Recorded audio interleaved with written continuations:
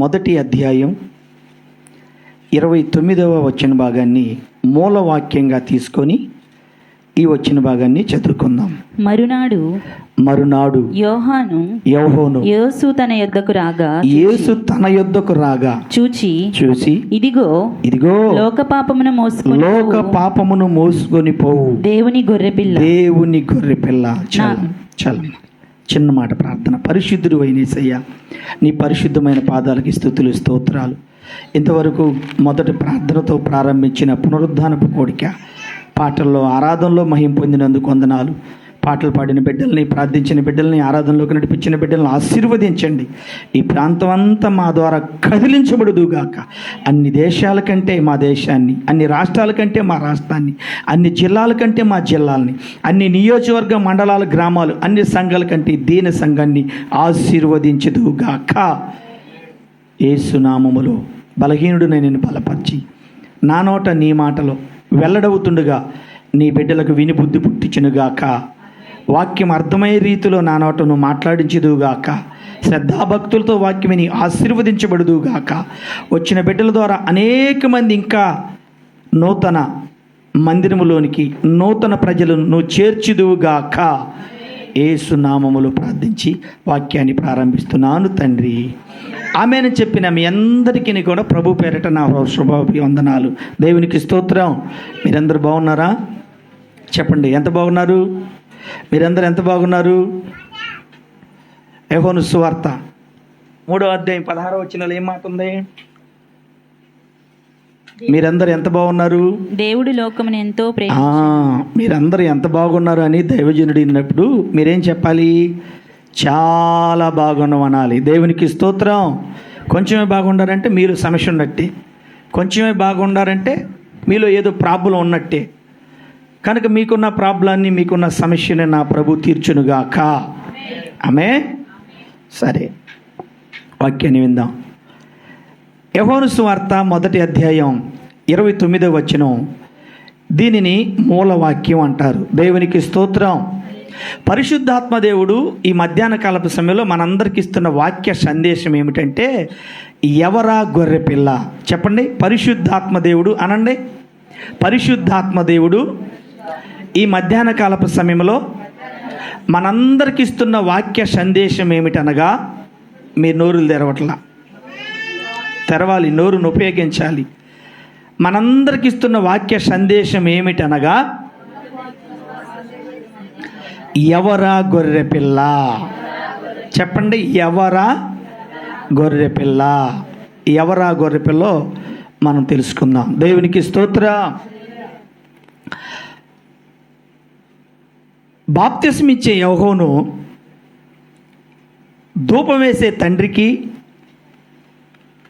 దేవుని యందు భయభక్తులు కలిగిన తల్లి ఎలిజబెత్కి ప్రథమ కుమారుడిగా జన్మించిండు. దేవునికి స్తోత్రం. బాప్తిస్మం ఇచ్చే యోహాను యేసు ప్రభు కంటే 6 నెలలు పెద్ద. యేసు ప్రభు వారి యొక్క మార్గాలను సరళం చేయటానికి ముందుగా వచ్చిన వ్యక్తి బాప్తిస్మం ఇచ్చే యోహాను. యోహాను సువార్త 1వ అధ్యాయం 28వ వచనంలో ఏముంది? మరునాడు యోహాను యేసు తన యొద్దకు రాగా చూసి, ఇదిగో లోక పాపములను మోసుకొని పోవు దేవుని గొర్రెపిల్ల. మరునాడు అంటే దానికి ముందు, మరునాడు దానికి ముందు యేసు ప్రభు వారు ఎక్కడో ఉండని అర్థం, ఏదో చేసిండని అర్థం. దానికి ముందు బాప్తిస్మం ఇచ్చే యోహాను యోర్దాను నదిలో రాజులకు, అధికారులకు, సామాన్య జనులకు, యేసు ప్రభు అంటే తెలియని ప్రజలకి బాప్తిస్మం ఇస్తా ఉన్నాడు. దానికి ముందు యేసు ప్రభు వారు బేతనియా గ్రామంలో వెళ్ళొచ్చిండు. దేవునికి స్తోత్రం. బేతనియా గ్రామంలో ఎవరుంటారు? బేతనియా గ్రామంలో ఎవరుంటారు? మీకు తెలిసింది చెప్పండి పేర్లు. బేతనియా గ్రామం ఎవరిది అసలు? బేతనియా గ్రామం అంటే మనకు ఎవరు గుర్తొస్తారు? మరియా, మార్తా, లాజరు. ఒకసారి కరుణాగారిని బట్టి దేవుని చప్పట్లు కొట్టి ప్రభు నామని కనపడదాం. దేవునికి స్తోత్రం. పోయిన వారం బైబిల్ క్విజ్ పెట్టాం. ఎన్నో అధ్యాయంలో? కీర్తనలో. చెప్పేవాళ్ళు స్పష్టంగా పెద్దగా చెప్పాలి. కీర్తనల గ్రంథం 105వ అధ్యాయంలో ఎంతమంది స్టార్లు ఉన్నారు అక్కడ? 6 స్టార్లు. 6 7 అమ్మగారు ప్రార్థన చేస్తా వాళ్ళ పేర్లు ఒకసారి మనకు గుర్తు చేసింది కదా. ఇప్పుడు రాహుల్కి బహుమతి ఇవ్వాలి, పాస్టర్కి బహుమతి ఇవ్వాలి. రాహుల్కి బహుమతి, పాస్టర్కి బహుమతి, నేనే వాళ్ళకి ఒక బహుమతి. దేవునికి స్తోత్రం. కనుక మీకైతే వెంటనే బహుమతి ఇచ్చేవాళ్ళమే, మా బిడ్డలకైనా పాస్టర్కైనా ఇవ్వాలి, ఆయన ఇస్తాం. దేవునికి స్తోత్రం. ఈరోజు కూడా బైబిల్ గీసి పెట్టేవాళ్ళమే, కొద్ది ఒక 2-3 నిమిషాలు. కాకపోతే మనకి ఈరోజు బల్లారాధన కనుక లేట్ అయింది. ఇప్పటికే సమయం చాలా అయింది. సమయం కరెక్టేనమ్మా, 1:30. అర్ధగంటలు ముగిద్దాం, తర్వాత మళ్ళీ ఒక అర్ధగంట మనకి రొట్టె కార్యక్రమం ఉంటుంది కనుక ఈరోజు బైబిల్కి ఆపేస్తున్నాం. బాప్తిసం ఇచ్చే యోహోను తండ్రి అయిన దేవుడు కుమారుడైన యేసుక్రీస్తు ప్రభువుని గొర్రె పిల్లగా ఈ భూలోకంలోనికి పంపించిండని అర్థం చేసుకున్నాడు. చప్పట్లు కొట్టి ప్రభు నామాన్ని కనపడదాం. బాప్తిసం ఇచ్చే యోహోను యేసు ప్రభు వారి దగ్గరకు వచ్చిండు. బేతనీయలో స్వార్థ ప్రకటించి, బేతనీయలో రోగులను స్వస్థపరిచి, బేతనీ గ్రామంలో మరణించిన వారిని తిరిగి లేపి, బేతనీ గ్రామంలో అనేక మందికి దేవుని రాజ్య స్వార్థ వ్యాప్తి చెందడం కొరకు బోధించి, అనంతరం ఎక్కడికి వచ్చిండంటే యోర్దాను నది దగ్గరకు వచ్చిండు. ఇప్పుడు యోర్దాను నది దగ్గర ఏం జరుగుతుంది? దేవుని పని జరుగుతుంది. ఏంటంటే దేవుని పని బాప్తిసం ఇచ్చే యోహోను కొంతమంది మనుషులకు యోర్దాను నదిలో బాప్తిసం ఇస్తుండో. చెప్పలు కొట్టి ప్రభు నామాన్ని కనపడదాం. దేవునికి స్తోత్రం. బాప్తిసం ఇస్తూ ఒడ్డున చాలా మంది వెళ్తా ఉంటే వాళ్ళకు ముందు అభిషక్తుడు నడుస్తున్నట్ట. ఎవరు అభిషక్తుడు? యేసుక్రీస్తు ప్రభు. ఆయనను చూసి అన్న మాట ఈ 29వ వచనం. యోహోను భక్తుడైన యోహోను కళ్ళు యేసు వైపు చూసినప్పుడు తండ్రి అయిన దేవుడు బాప్తిసమిచ్చే యోహోనుకి దర్శనమందు ఒక మంచి సూచన చూపించిండు. అద్భుతమే చూపించలేదు కానీ ఒక మాట బయలుపరిచిండు. ఏంటంట ఆ మాట? తండ్రి అయిన దేవుడు కుమారుడైన యేసుక్రీస్తు ప్రభువుని ఈ లోకములోనికి గొర్రె పిల్లగా పంపించిండు. అందుకని ఏమన్నాడంట? మరునాడు యోహోను యేసు తన యొద్దకు రాగా చూసి, ఇదిగో లోక పాపములను మోసుకొని పోవు దేవుని గొర్రె పిల్ల. దేవునికి స్తోత్రం. మన అంశం ఏంది? పరిశుద్ధాత్మ దేవుడు మనందరికి ఇచ్చిన వాక్య సందేశం ఏమిటి? ఎవరా? గొర్రె పిల్ల. దేవునికి స్తోత్రం. మీరందరూ దేవుడు మనల్ని ఆశీర్వదిస్తారు. ఆమేనని నమ్మితే దేవుడు మనల్ని ఆశీర్వదించాలంటే మనము కూడా కొంచెం కష్టపడాలి,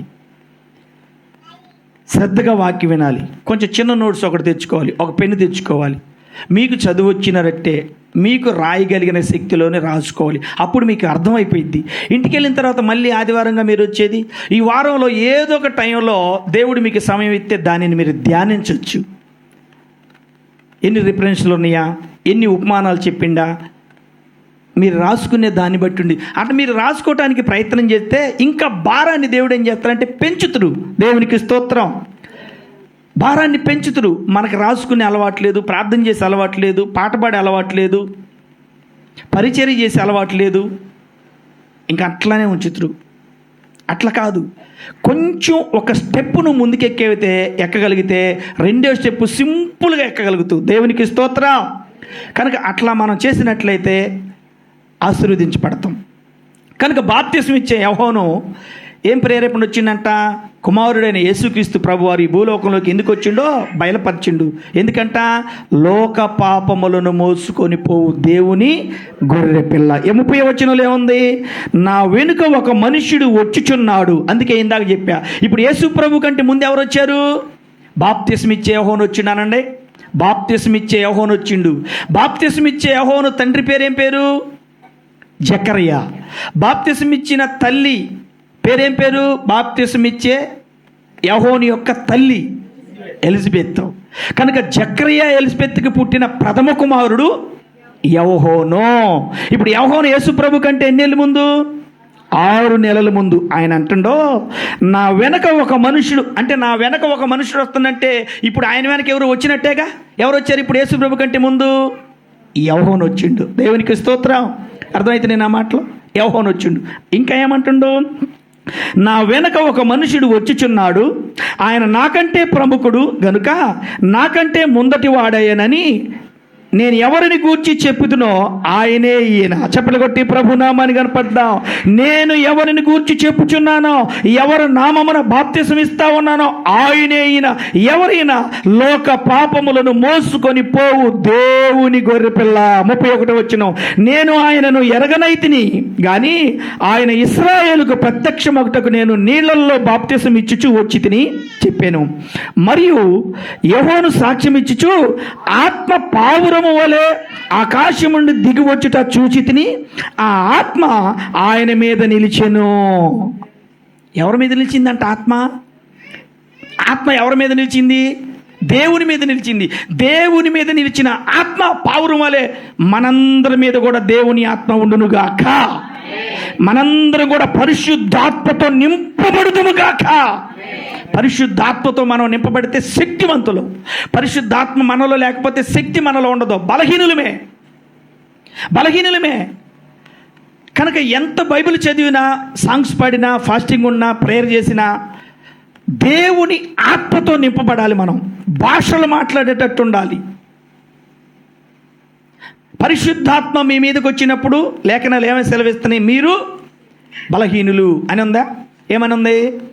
చప్పట్లు కొట్టి ప్రభు నామాన్ని కనపడదాం. శక్తివంతులు మనం కావాలనుకో పరిశుద్ధాత్మ మనలోనికి రావాలి. పరిశుద్ధాత్మ నీరు వలె ఉండిద్ది. లెక్కేయండి, పరిశుద్ధాత్మ ఎలా ఉండిద్ది? నీరు వలె ఉండిద్ది. పరిశుద్ధాత్మ అగ్ని వలె ఉండిద్ది. పరిశుద్ధాత్మ పావురం వలె ఉండిద్ది. పరిశుద్ధాత్మ గాలి వలె ఉండిద్ది. పరిశుద్ధాత్మ మన మీదకి 12 రకాలుగా వచ్చిద్దంట. దేవునికి స్తోత్రం. కనుక పరిశుద్ధాత్మ మనలోకి వచ్చినప్పుడు మనం ఎవరమే? శక్తిమంతులు. ఇప్పుడు యేసుప్రభు వారి మీదకి పావురం వలె పరిశుద్ధాత్మ వచ్చింది. ఇప్పుడు యేసుప్రభు ఏమైపోయారు? శక్తిమంతుడైపోయాడు. చప్పట్లు కొట్టి ప్రభు నామాన్ని కనపడదాం. హల్లెలూయా. ఎంత శక్తిమంతుడైపోయింది తెలుసా? ఎంత శక్తిమంతుడైపోయింది తెలుసా? లాస్ట్లో చెప్తా చూడండి. కనుక ఎవరా గొర్రెపిల్ల అంటే యేసుక్రీస్తు ప్రభువారే ఆ గొర్రెపిల్ల. యేసుక్రీస్తు ప్రభువారే ఆ గొర్రెపిల్ల. యేసుక్రీస్తు ప్రభువారు గొర్రెకి సాదృశ్యంగా ఉన్నారు. ఆదికాండం నుంచి మలాగి దాకా మనం చదివితే ఈ గొర్రెపిల్ల దేనికి సాదృశ్యంగా ఉందంటే పాపము నుంచి విడుదలవటానికి సాదృశ్యంగా ఉంది. బలర్పించేవాళ్ళు. మన పితరులు ఏమర్పించేవాళ్ళు? కుటుంబంలో మనిషి పాపాలు తొలగించి పడాలంటే ఏమర్పించేవాళ్ళు? బలర్పించేవాళ్ళు. ఇప్పుడు బలర్పించే పని లేదు. ఎందుకు ఇప్పుడు బలర్పించే పని లేదు? యేసు ప్రభువే మన కొరకు బలిగా మార్చబడ్డాడు. చప్పట్లు కొట్టి ప్రభు నామాన్ని కనపడదాం. దేవునికి స్తోత్రం. అబ్బా, చూసారా మనల్ని ఎంత ప్రేమించిండో చూసారా? లేకపోతే మనం ఒక్కొక్క కోడిని కొనుక్కోవాల్సి వచ్చేది. ఒక్కొక్క గొర్రెని, ఒక్కొక్క పొట్టేళ్ళని కొనుక్కోవాల్సి వచ్చేదే. ఎంత ఖర్చు అయ్యిద్దో కోడె? 10,000, 15,000, 20,000. ఇప్పుడు మనకు దేవుడు ఏం చేశాడు తెలుసా? ధనాన్ని సేవ్ చేసిండు. పక్షుల్ని, జంతువుల్ని బలిగా అర్పించే పని లేదు. ఆయనే బలిగా అర్పించబడ్డాడు. కనుక గొర్రెపిల్లగా యేసు ప్రభు వారు ఈ లోకానికి వచ్చిండని యోహాను భక్తుడు తెలియపరిచిండు. కనుక ఈ గొర్రెపిల్లలో ఉన్న లక్షణాలు ఏందో 2-3 టక చదువుకొని ముగించుకుందాం. రండి, మీ బైబిల్ ప్రకటన గ్రంథంలోకి తీసుకుని వచ్చినట్లయితే 13వ వచనం భాగాన్ని చదువుకుందాం. ప్రకటన గ్రంథం 5వ అధ్యాయం 13వ వచనం. ఈ గొర్రెపిల్లలో ఉన్న లక్షణాలు చూద్దాం. మనం ఈ గొర్రెపిల్లలో ఎన్ని లక్షణాలు ఉన్నాయో చూద్దాం. అంతట పరలోకమందును, భూలోకమందును, భూమి కిందను, సముద్రములోను ఉన్న ప్రతి సృష్టము అనగా వాటిలోనున్న సర్వమును సింహాసనాసీనుడై ఉన్న వానికిని గొర్రెపిల్లకును స్తోత్రమును, ఘనతయు, మహిమయు, ప్రభావమును యుగ యుగములు కలుగునుగాకని చెప్పుట వింటేనే బిగ్గరగా చెప్పులు కొట్టి ప్రభు నామాన్ని గడపడదాం. గొర్రె పిల్లగా 2025 సంవత్సరములు వచ్చిన యేసుక్రీస్తు ప్రభువారు దేనికి సాదృశ్యంగా ఉన్నాడంటే స్తోత్రానికి అర్హుడుగా సాదృశ్యంగా ఉన్నాడంట. దేవునికి స్తోత్రం. గొర్రె పిల్లగా వచ్చిన యేసు ప్రభు భూమి మీదకి వచ్చిన తర్వాత దేనికి సాదృశ్యంగా ఉన్నాడో తెలుసా? స్తోత్రానికి, నువ్వు స్తుతులు చెల్లించటానికి, నువ్వు మహిమపరచటానికి, నువ్వు గణపరచబడటానికి సాదృశ్యంగా ఉన్నది ఈ గొర్రె పిల్ల. అబ్బా, ఎంత గొప్ప ధన్యత చూడండి, ఎంత గొప్ప భాగ్యమో చూడండి. గొర్రెపిల్లగా వచ్చిన వ్యక్తి, గొర్రెపిల్ల ఏం చేసిద్ది? గొర్రెపిల్ల ఏం చేసిద్ది? పోనీ గొర్రె ఏం చేసిద్ది? పేతురు, నువ్వు నన్ను ప్రేమిస్తున్నావా? అవునయ్యా ప్రేమిస్తున్నా. అయితే నా గొర్రెలను కాయి. పేతురు, నువ్వు నన్ను ప్రేమిస్తున్నావా? అవునయ్యా ప్రేమిస్తున్నా. అయితే నా గొర్రె పిల్లను కాయి. మూడోది, పేతురు, నువ్వు నన్ను నిజముగానే ప్రేమిస్తున్నావా? అవునయ్యా నేను నిజముగానే ప్రేమిస్తున్నానని నీకు తెలుసుగా. మళ్ళీ మొదటికి వచ్చిన యేసు ప్రభు, అయితే నా గొర్రెలను కాయి. దేవునికి స్తోత్రం. ఎందుకు గొర్రెలకు కాయాలి? గొర్రెలను ఎందుకు కాయాలి? గొర్రెలకి కడుపు నిండా మేత పెట్టామనుకోండి, ఏమైద్ది? వాటి నుంచి సంతానం ఉత్పత్తి పెరిగిద్ది. దేవునికి స్తోత్రం. భూమి మీద మనుషులు ఎట్ట పెరుగుతున్నారు మీకు తెలుసా? మనుషులనే సంఖ్య ఎట్ట పెరుగుతున్నారు తెలుసా మీకు? ఎట్లా పెరుగుతున్నారు?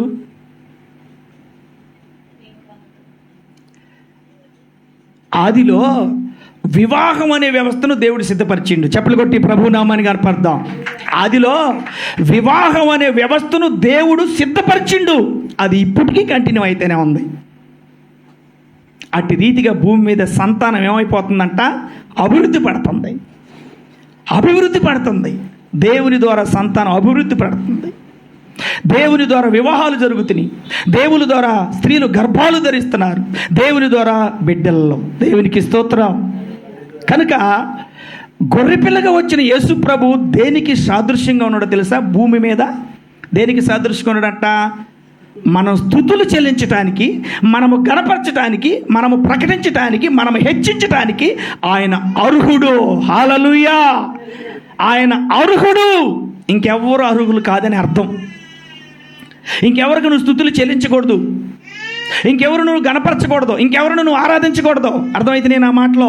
ఆయనే దేవుడు నమ్ము, ఆయనే క్రీస్తు నమ్ము, ఆయనే అభిషక్తుడు నమ్ము, ఆయనే పరిశుద్ధుడు నమ్ము. ఆయనే నీ సర్వ సమస్యలు, సర్వ రోగముల నుంచి విడిపించే దేవుడు. ఆయనే సకల దోషములు, సకల పాపములు ఆయన కుమారుడైన యేసు క్రీస్తు రక్తములో కడిగి నిన్ను పరిశుద్ధులుగా మార్చే దేవుడు. చెప్పలు కొట్టి ప్రభు నామాన్ని కనపడతా. కనుక ఆయన ఎవరంటే, ఒక్క మాటలో చెప్పాలంటే స్తుతులకు అర్హుడు, స్తోత్రం చెల్లించడానికి అర్హుడు. అందుకొచ్చింది గొర్రెపిల్ల. రెండోది గొర్రెపిల్ల ఎందుకు వచ్చిందో చూడండి అక్కడే. రెండోది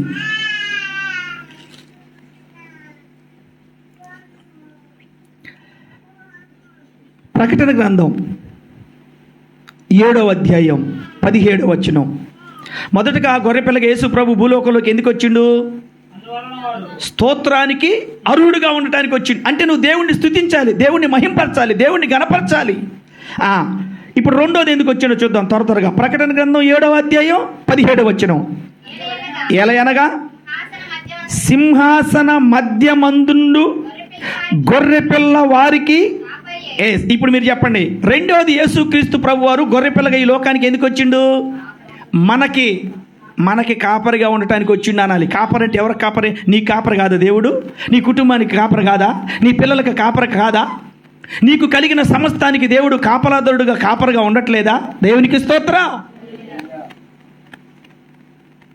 రాత్రంతా నిద్రపోతుంటే నీ చుట్టూ దేవదూతలు ఎవరు నిలబెట్టారనుకుంటున్నారు? నీ బిడ్డలకి. రాత్రి కరెంటు పోయినప్పుడు, ఉరిగినప్పుడు, వర్షం వచ్చినప్పుడు, ఎండప్పుడు, నువ్వు నడుస్తున్నప్పుడు, కూర్చున్నప్పుడు, పడుకున్నప్పుడు, నీకున్న భూమికి, నీకున్న స్థలానికి, నీకున్న ఇంటికి, నీకున్న దుస్తులకి, నీకున్న బంగారానికి, నీకున్న డబ్బుకి, నీకున్న వస్తు వాహనాలకి కాపలాదారులు ఎవరో తెలుసా? నీవా? ఎవరు మరి? కాపరి యేసుక్రీస్తు ప్రభు. చెప్పలు కొట్టి ప్రభు నామాన్ని కనపరచో. 123వ కీర్తన మొదటి వచనంలో దావీదు ఏమంటుండో? బలమైన మాట. 23వ కీర్తన ఏమంటుండో? యెహోవా నా కాపరిగా ఉంటే నాకు లేముండదయ్యా. నువ్వు అన్నావు ఎప్పుడన్నా? ఏం సమస్య పోతలే పాస్టర్ గారు, దేవుడు నా కాపరిగా ఉన్నాడుగా. వ్యాధుల నన్నేం చేస్తాయి పాస్టర్ గారు? దేవుడు నా కాపరిగా ఉన్నాడుగా, మీరు మా కోసం ప్రార్థన చేస్తారుగా, బలమైన వాక్యం వింటున్నాగా. నువ్వు అన్నావు ఎప్పుడన్నా? నిద్ర మోకాలు కిందకి వేసి ఏలాడేస్తున్నారా? దేవుడు నీకు కాపరిగా ఉంటే, దేవుడు నీకు తోడుంటే, దేవుని దక్షిణ హస్తం నీకు బలంగా ఉంటే ఏది కూడా నిన్నేం చేయలేదు, ఏది నిన్ను కదిలించలేదు. చప్పలు కొట్టి ప్రభు నామాన్ని కనపడ్డావు. అందుకే దావీదు భక్తుడు అంటుండో, యెహోవాయే నా కాపరి, ఇంకెవరు నా కాపరి కాదో. ఆయనే నా కాపరి, నా ఊపిరి, నా కొండ, నా ఆశ్రయం, నా దుర్గము ఆయనే. కనుక మనం రెండు తలంపులు కలిగి ఉండకూడదు. దేవుడే మనకు కాపరి, మరణం వరకు దేవుడే మనకు కాపరి, మరణం వరకు దేవుడే మనకు కాపరి. స్నేహితుల మాట, బంధువుల మాట, రక్త సంబంధుల మాట, కుల మాటలు మనం వినకూడదు. మనకు కాపరి ఎవరంటే దేవుడు. మొదటిది ఎందుకు వచ్చిందంటే దేవుడు గొర్రెపిల్లగా మన ద్వారా స్తుతించబడటానికి వచ్చిండు. రెండవది దేవుడు ఎందుకు వచ్చిండు? మనకి కాపరిగా ఉండటానికి వచ్చిండు, మనకు కాపలాదారుడిగా ఉండటానికి వచ్చిండు, మనకు ప్రొడక్షన్గా ఉండటానికి వచ్చిండు, మనకు కేడేముగా డాలుగా ఉండటానికి వచ్చిండు దేవుడు, మనకు ఆశ్రయ దుర్గముగా ఉండటానికి వచ్చిండు దేవుడు, మనకు తండ్రిగా తల్లిగా ఉండటానికి వచ్చిండు దేవుడు. మూడో మాట త్వరగా చదివిపోదాం.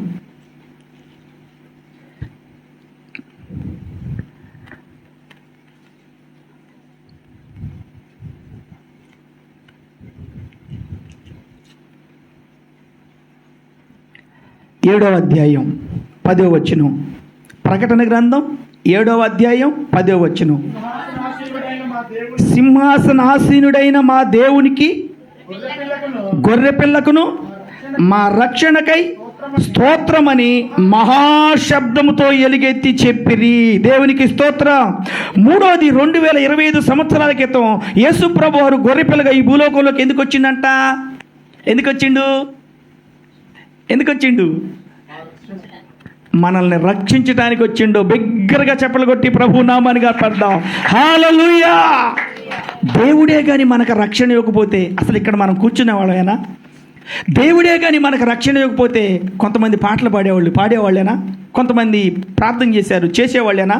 కొంతమంది బైబిల్ చదువుతున్నారు, చదివేవాళ్ళేనా? కొంతమంది ఆరాధన చేస్తున్నారు, చేసేవాళ్ళేనా? నేను వాక్యం చెబుతున్నా, చెప్పేవాళ్ళేనా? ఎలా సాధ్యమైంది మరి ఈ 4 పనులు? ఎలా సాధ్యమైంది? దేవుడు మనకు రక్షణనిచ్చిండు. దేవునికి స్తోత్రం. దేవుడు మనల్ని రక్షించుకున్నాడు, మనల్ని పిలుచుకున్నాడు, ఎన్నుకున్నాడు, ఏర్పాటు చేసుకున్నాడు, ప్రత్యేకపరిచిండంట జనములో నుంచి, లోకములో నుంచి, ప్రజలలో నుంచి. కనుక దేవుడు మూడోది ఈ భూలోకంలోనికి గొర్రెపిల్లగా ఎందుకు వచ్చిందంటే మనల్ని రక్షించటానికి వచ్చిండు. లూకాసు వార్త 19:10 ఏముంది? చదవకుండా చెప్పాలి. లూకాసు వార్త 19:10 నశించిన దానిని వెతికి రక్షించడానికి ఎట్లా వచ్చిందంట? మనిషి కుమారుడుగా వచ్చిండు. దేవునికి స్తోత్రం. మీరందరూ రోజు బైబిల్ బాగా చదువుతున్నారుగా? గ్యాప్ ఉన్నప్పుడల్లా బైబిల్ చదువుతున్నారు అట్టుకుందిగా. చదువుకునే పిల్లలు, ఆ చదువు రాని వాళ్ళు అంటే వదిలేద్దాం. చదువుకునే పిల్లలు బాగా చదువుకొని సాలిపోతుందా? పుస్తకాలు మోసి సాలిపోతుందా? నువ్వు ఎన్ని పుస్తకాలు మోసినా రాహుల్కి అదే చెబుతా. నువ్వు ఎంత చదువుకున్నా బైబిల్ చదవకపోతే, ప్రార్థన చేయకపోతే సున్నా అంతే. భారంగా పనిచేసినప్పుడు కొంచెమన్నా ఇది ఉండాలి. భారంగా చదివినప్పుడు, భారంగా డబ్బు సంపాదించినప్పుడు, భారంగా బరువు మోసినప్పుడు కొంతన్నా మన దృష్టి బైబిల్ మీద ఉండాలి. మన కనుదృష్టి బైబిల్ మీద ఉండాలి. మన చేతులు ముట్టుకోవాలి పరిశుద్ధ గ్రంథ బైబిల్ని, మొయ్యాలి మనం బైబిల్ని, చదవాలి మనం బైబిల్ని. కనుక మూడోది యేసుక్రీస్తు ప్రభువారు గొర్రెపిల్లగా ఈ భూలోకంలోకి ఎందుకు వచ్చిందంటే మనల్ని రక్షించడానికి వచ్చిందంట. దేవునికి స్తోత్రం. యేసుక్రీస్తు ప్రభువారు భూలోకంలో కన్య అయిన మరియ గర్భంలో పుట్టినప్పుడు ఎక్కడి నుంచి ఎవరు వచ్చారు? మత్తయి సువార్తలో ఎక్కడి నుంచి ఎవరు వచ్చారు? తూర్పు దేశము నుంచి. ఎవరో? బలహీనులే, పనికి మాలినోళ్ళులే, తెలివితేటలు లేనోళ్ళులే. అర్థమవుతుందా? ఒక మనిషికి జ్ఞానం ఉంటే కుటుంబాన్ని కట్టిద్దంట. దేవునికి స్తోత్రం. ఎవరొచ్చారు తెలుసా? ఒక మనిషికి జ్ఞానం ఉంటే నీ లోపల ఏముందో కూడా చెబుతారంట. జ్ఞానం కలిగిన మనిషి. అదే చేసిండు దానియేలు. రాజుకు కల వచ్చింది, వచ్చిన కల మర్చిపోయిండు. ఇప్పుడు దానియేలు దేవుని ఆత్మతో నింపబడ్డాడు కనుక, దేవుని జ్ఞానం ఉంది కనుక రాజుకు వచ్చిన కలభావం మర్చిపోయినా స్పష్టంగా ఒక్క మొక్క కూడా విడిచిపెట్టకుండా చెప్పిండు. ఎట్లా చెప్పిండు? దానియేలు జ్ఞానంతో చెప్పిండా? మరి ఎట్లా చెప్పిండు? దేవుని జ్ఞానంతో చెప్పిండు. దేవుని జ్ఞానంతో చెప్పిండు. యేసుక్రీస్తు పుట్టినప్పుడు తూర్పు దేశము నుంచి వచ్చిందంట. ఒక రాష్ట్రము నుంచి కాదు, దేశము నుంచి వచ్చారు. ఒక దేశము నుంచి ఇంకొక దేశం ఎవరు వచ్చారో తెలుసా? జ్ఞానులు వచ్చారండి. జ్ఞానులు వచ్చారు. ఒట్టి చేతులతో రాలా, కానుకలతో వచ్చారు. అందుకే ద్వితీయోపదేశకాండంలో ఉంది, నేను మీకు చెప్తా ఉంటా, దేవుని సన్నిధికి వచ్చేటప్పుడు నువ్వు ఎట్లా రాకూడదో కరెక్ట్గా చెప్పాలి. ఎట్లా రాకూడదో నేను ఇందాక చెప్తే గట్టిగా చెప్పు, లేకపోతే చెప్పకుండా ఉండు. కొడితే చెప్పట్లు గట్టిగా కొట్టాలి, లేకపోతే అసలు కొట్టకుండా ఉండాలి. నీవు దేవుని మందిరానికి వెళ్ళేటప్పుడు చూడు ఒకసారి, ఎందుకో దేవుడు గుర్తు చేసిండో. ద్వితీయోపదేశకాండం 16:17 చూడు.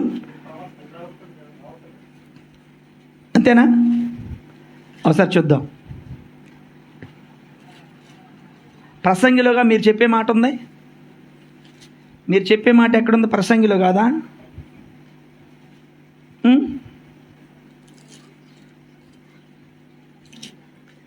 ప్రసంగిలే ఉంది, నీవు నీ దేవుని మందిరానికి వెళ్ళినప్పుడు నీ ప్రవక్తన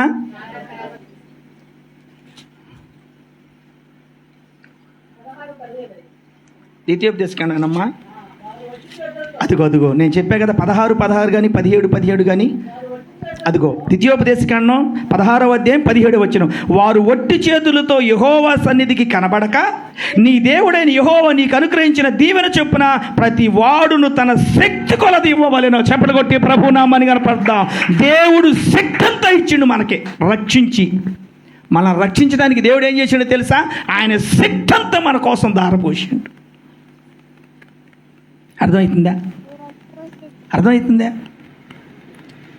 నువ్వు దైవజనుడి దగ్గరకు వచ్చేటప్పుడు ఇంటికి రాని, మందిరంలోకి రాని, లేదా దైవజనుడు నీ దగ్గరకు వచ్చినప్పుడు పొలంలోకి రాని, ఆఫీస్ కాడికి రాని, గృహం దగ్గరకు రాని, నీకున్న భూమి పంట దగ్గరకు రాని, పశువుల మందల దగ్గరకు రాని, నీకున్న వ్యాపారం దగ్గరకు రాని, ఒట్టి చేతులతో పంపించకూడదు. దేవుడు నీకిచ్చిన కొలది సత్యమైన వాక్యం బోధిస్తాం మనం. దేవునికి స్తోత్రం. దుర్బోధలు చెయ్యం, సత్యం.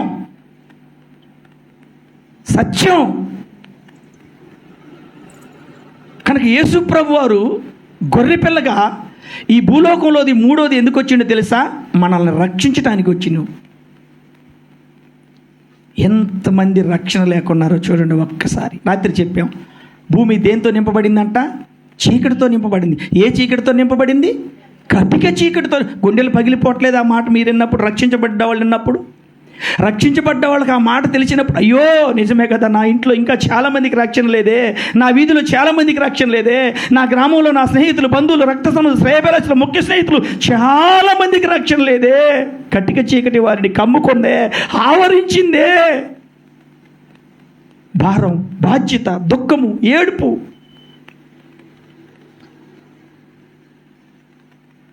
నిజమే కదా దేవుని బిడ్డలారా? దేవుడు మనల్ని రక్షించుకుందాం. దేవుడు మనల్ని రక్షించడానికి వచ్చింది. ఎంతమంది రక్షణ నిర్లక్ష్యం కొందరు రక్షించిన తర్వాత కూడా నిర్లక్ష్యం. కొందరిని దేవుడు రక్షించిన తర్వాత కూడా ఇంకా పని, ఇంకా ప్రయాస, ఇంకా పని. దేవుడు మనల్ని రక్షించిన తర్వాత కూడా ఇంకా కులం, దేవుడు మనల్ని రక్షించిన తర్వాత కూడా ఇంకా అలవాట్లు, ఆచారాలు. ప్రత్యేకపరచలేదు దేవుడు నిన్ను, పవిత్రపరచలేదు దేవుడు నిన్ను, ఎన్నుకోలేదు దేవుడు నిన్ను, మహారక్షణ భాగ్యాన్ని దేవుడు నీకు ఇవ్వలేదా? రాజులు, అధికారులకు లేదే, ధనవంతులకు లేదే, జ్ఞానవంతులకు లేదే రక్షణ? నిన్ను రక్షించిందంటే, తన స్వరక్తం ఇచ్చి నిన్ను కొన్నడంటే ఎంత మహా గొప్ప భాగ్యమో. దేవునికి స్తోత్రం. యోహాను రాసిన మొదటి పత్రిక 1వ అధ్యాయం 7వ వచనం ఒకసారి చదువు. యోహాను రాసిన మొదటి పత్రిక 1వ అధ్యాయము 7వ వచనం. తన మూలముగా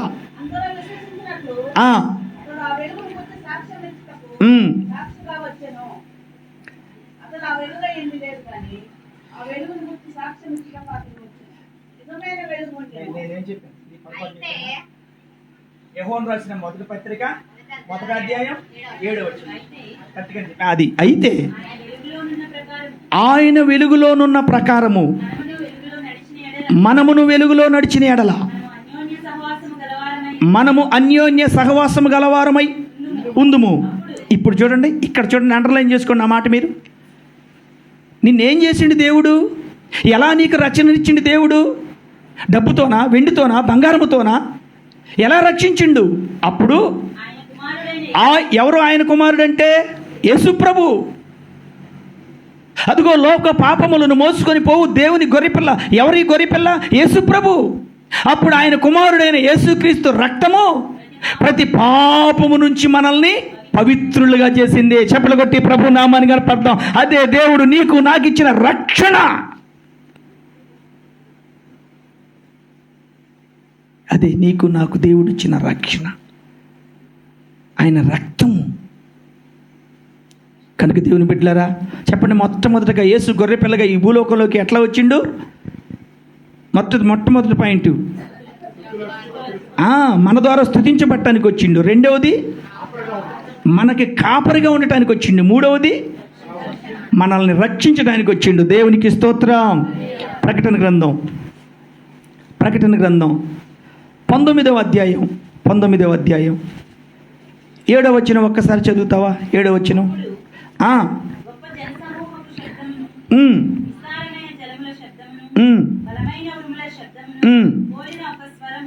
6-7 కలిసి ఉన్నాయిలే, చదువుమా. సర్వాధికారియు ప్రభువుకు మన దేవుడు ఏలుచున్నాడు. అక్కడి నుంచి 7వ వచనం. ఆయనను స్తుతించుడి, గొర్రెపిల్ల వివాహోత్సవ సమయము వచ్చి ఉన్నది, ఆయన భార్య తన్ను తాను సిద్ధపరచుకొనుచున్నది. దేవునికి స్తోత్రం. 4వది యేసుక్రీస్తు ప్రభువారు గొర్రెపిల్లగా ఈ భూలోకంలోకి ఎందుకు వచ్చిండో తెలుసా? వివాహ మహోత్సవం చేయటానికి వచ్చిండు. బిగ్గరగా చెప్పులు కొట్టి ప్రభు నామాన్ని గణపడదాం. హల్లెలూయా. యేసుక్రీస్తు ప్రభువారు పెళ్లి కొడుకు. యేసుక్రీస్తు ప్రభువారు ఎవరు? పెళ్లి కొడుకు, వరుడు. ఇప్పుడు మనం వరుడు కోసం, పెళ్లి కొడుకు కోసం మనం ఏం చేయాలని బైబిల్లో ఉంది? సిద్ధపడాలి. దేవునికి స్తోత్రం. రాకడకు సిద్ధపడాలి. పెళ్లి కొడుకు చెప్తుండు. పెళ్లి కొడుకు సూటు బూటు వేసుకొని రాలా. పెళ్లి కొడుకు హంగులు ఆర్భాటాల ద్వారా మంచి హృదయముతో, సహృదయముతో, దీనత్వంతో రక్తాన్ని చిందించే వ్యక్తిగా, కుటుంబాన్ని కట్టే వ్యక్తిగా, పిల్లలను దేవుని సేవ కొరకు పెంచే వ్యక్తిగా, తండ్రి ప్రార్థనా పరుడుగా, తల్లి ప్రార్థనా పరుడుగా, తల్లి కుటుంబాన్ని కట్టడానిగా వివాహ మహోత్సవం కోసం వచ్చిండు. ఆదిలో అవ్వకి ఆదాముకి దేవుడు వివాహం చేసిండు. ఆ చేసిన సంతానము ఇప్పుడు ఏమవ్వాలో తెలుసా? రాకడ కొరకు సిద్ధపడాలి. దేవునికి స్తోత్రం. రాత్రి మన కోడిక అదే. శనివారం కోడిక ఏంటంటే అది సిద్ధపాటు కోడిక. శనివారం రాత్రి జరిగే కోడిక విజ్ఞాపన, సిద్ధపాటు కోడిక. ఆదివారానికి సిద్ధపడాలి. నీ హృదయం, నీ శరీరం, నీ ఆలోచన సిద్ధపడాలి. ఆదివారానికి సిద్ధపాటు లేకపోతే ఎక్కడికి వెళ్ళలేము, ఏది చేయలేము, సాధించలేము. కనుక 4వది యేసుక్రీస్తు ప్రభు 2025 సంవత్సరాల క్రితం గొర్రెపిల్లగా ఎందుకు ఇచ్చిందంటే వివాహ మహోత్సవం. పెళ్లి కుమారుడుగా, వధువు సంఘంగా మనల్ని సిద్ధపరచడానికి వచ్చిండు. దేవునికి స్తోత్రం. సిద్ధపడదామా మరి రాకడకే? మనమే సిద్ధపడదామా? మనతో పాటు ఇంకొంతమందిని సిద్ధపడదామా? ఋతు పెళ్లి కుమారుని ఎదుర్కోవటానికి మనమే సిద్ధపడదామా? మనతో పాటు ఇంకొంతమందిని సిద్ధపడదామా? రక్షించబడిన మీరే నా పని అయిపోయిందిలే, నేను రక్షించబడ్డాలే, నేను సండే చర్చికి వెళ్తున్నాలే, నేను బలలో పాలు పొందుతున్నాలే, ఇంకా నా ఇరుగు పొరుగు బంధువులకి రక్షణ వద్దులే అనుకుంటున్నావా? కొరింథీయులకు రాసిన మొదటి పత్రిక 11వ అధ్యాయం త్వరగా.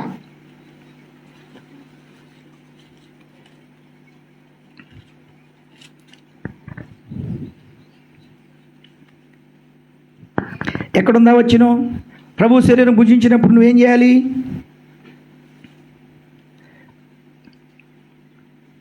ఇరవై 29 నుంచి చదువుదామా? 26 చదువుదాం త్వరగా. మీరు రొట్టెని తిని ఈ పాత్రలోని త్రాగునప్పుడల్లా ప్రభు వచ్చే వరకు ఆయన మరణమును ప్రచురించుదురు. దేవునికి స్తోత్రం. ఏముంది బైబిల్లో? మనమే సరిపెట్టుకుందామా? నెల రోజులు దేవుడు మనకు టైం ఇచ్చిండు. దేవునికి స్తోత్రం. మళ్ళీ ప్రభు శరీరాన్ని భుజించడానికి, ప్రభు రక్తాన్ని పానం చేయడానికి ఎన్ని రోజులు టైం ఇచ్చిండు దేవుడు? మనకి నెల రోజులు టైం ఇచ్చిండు. నెల రోజులు ఎన్ని గ్రామాలు, ఎన్ని ఫంక్షన్లో, ఎంత తిండి, ఎంత డబ్బు ఖర్చు, ఎన్ని మాటలు, ఎన్ని ప్రాంతాలు. మరి రక్షించబడిన మనం ఒక్కళ్ళకన్నా ప్రభు గురించి, ప్రభు రాకడ గురించి, ప్రభు జన్మ గురించి, ప్రభు మరణం గురించి, ప్రభు పునరుద్ధానము గురించి ఉందా బైబిల్లో లేదా?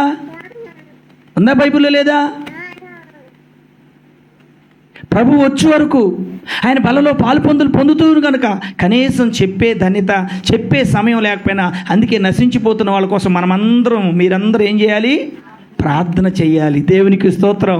ఎందుకంటే చెప్పడానికి సమయం ఉండదనుకో, చెప్పడానికి మనుషులు కూడా మీకు అందుబాటులో లేరనుకో, మీ వ్యక్తిగత ప్రార్థనలో కనీసం అయ్యా ప్రతి నెల బలలో పాలు పొందుతున్నా, వాక్యం ప్రకటించలేకపోతున్నా, ఇతరులకి సత్యం సువార్తను బోధించలేకపోతున్నా, అందుకే ప్రార్థన అయినా చేస్తున్నానయ్యా, ఆ మాట పలకాలి. మీరు నీ మాటలు చెప్పలేకపోతున్నా, క్షమించయ్యా, సమయం ఉండట్లా, పోనీ అందుబాటులో ఉండట్లా, మేము నివాసం చేస్తున్న ప్రాంతం అలాంటిదయ్యా, కానీ ప్రార్థన చేస్తున్నానయ్యా, ఆ పదాలు పలకాలి మనం. దేవునికి స్తోత్రం.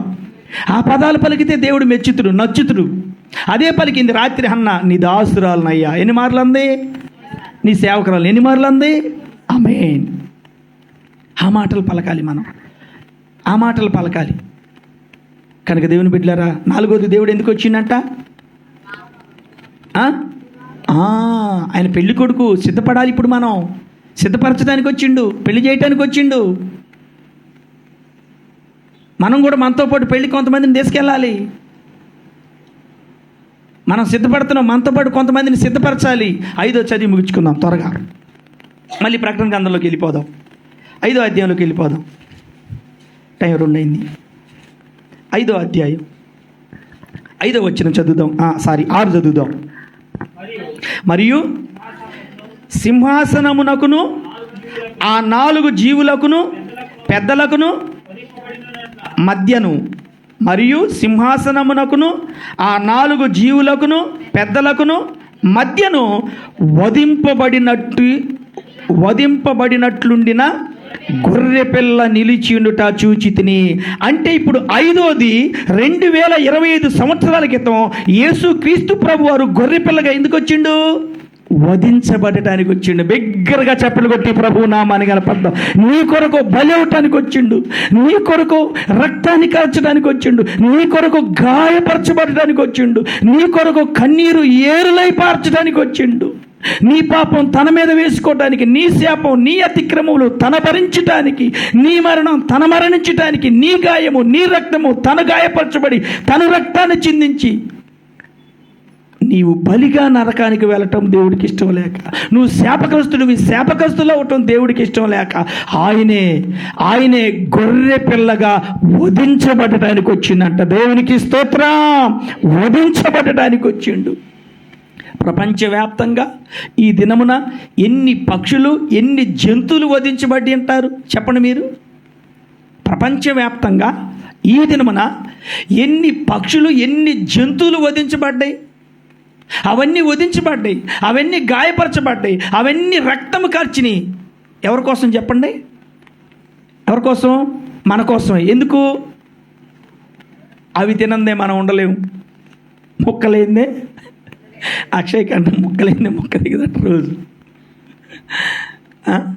భాగ్యానికి కూడా వాళ్ళ ఇంటికి ఎప్పుడు పోయినా ఆడేస్తుంటారు. దేవునికి స్తోత్రం. చూసారా ఎన్ని పక్షులు వధించబడ్డాయి? ఎలా పొద్దున్నే అక్షయని ఎక్స్కొరటానికి పోతే ఒక పక్క పిగ్గు, ఒక పక్క ఫిష్, ఒక పక్క బీఫ్ వరుసన రోడ్డు కానుకొని. ఇక నేను ఇక్కడ నుంచి మాదల నుంచి మళ్ళీ బేతపడి ఈ రోడ్డు ఎన్ని మార్గాలు చూడండి. ఇక నర్సాపేటలండి ఎన్ని పక్షులు వధించబడ్డాయో, ఎన్ని జంతువులు వధించబడ్డాయో, అవి ఎంత గాయపరచబడ్డాయో, అవి ఎంత రక్తాన్ని చిందించినాయో. ఎవరి కోసం తెలుసా? మనిషి నోరు రుచి ఇవ్వటం కోసం, మనిషి స్టమక్కు నింపటం కోసం. కానీ యేసు ప్రభు కూడా గాయపరచబడ్డాడు, యేసు ప్రభు కూడా రక్తాన్ని చిందించిండు మన పాపాలు క్షమించడానికి. యేసు ప్రభు బలి పశువుగా యేసు ప్రభు వధించబడ్డాడు మనము కాపాడబడటానికి. దేవునికి స్తోత్రం. హల్లెలూయా. దేవునికి స్తోత్రం. ఆయన వధించబడిన గొర్రెపిల్ల ఎవరంటే ప్రభు అయిన యేసుక్రీస్తు. ఆయన మన కోసం వధించబడ్డాడు, ఆయన మన కోసం గాయపరచబడ్డాడు, ఆయన మన కోసం రక్తాన్ని చిందించుడు. ఆయనకి సొగసైనను స్వరూపమైనను లేదు. ఆయన బొచ్చు కత్తిరించి గొర్రె పిల్లవలే మౌనం అయిపోయిందంట. యెరూషలేములో ఆయన రక్తము ఏరులై పారిందంట. దేవునికి స్తోత్రం. అర్థమైందినే దేవుని బిడ్డలారా నా మాటలు? వధించబడ్డాడు ఆయన. మన పాపాలు పోవటం కోసం వధించబడటం, నీతిమంతులుగా మనం మార్చటం కోసం వధించబడడం, పరలోకం మనకి ఇవ్వటం కోసం వధించబడడం. ఒకటి దక్కు 40 కొరడా దెబ్బలు 3 సార్లు.